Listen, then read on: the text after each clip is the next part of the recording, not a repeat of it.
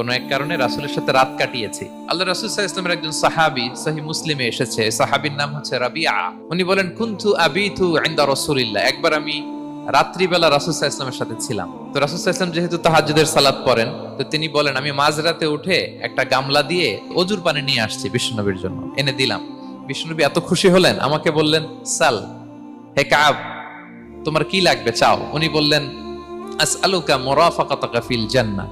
উনি বললেন, ইয়া রাসূলুল্লাহ, আপনি যদি কিছু চাইতেই বলেন তাহলে আমি জান্নাতে আপনার সাথে থাকতে চাই। দেখেন কিভাবে ওনারা সুযোগ কাজে লাগাতেন। বিষ্ণু বললেন, আওয়া গায়রা যালিক, আর কিছু চাও, অন্য কিছু লাগবে? বলতেছে না, উরিদু যাক, শুধু এইটাই চাই। তখন বিষ্ণু সাল্লাল্লাহু আলাইহি ওয়াসাল্লাম বললেন, আইন্নি আলা নাফসিকা বিকাসরাতি সুজুদ, এই মর্তবা যদি তুমি চাও তাহলে বেশি বেশি সেজদায় লুটিয়ে থাকো। যদি সেজদায় পড়ে থাকতে পারো তাহলে জান্নাতে আমার সাথী হতে পারবা।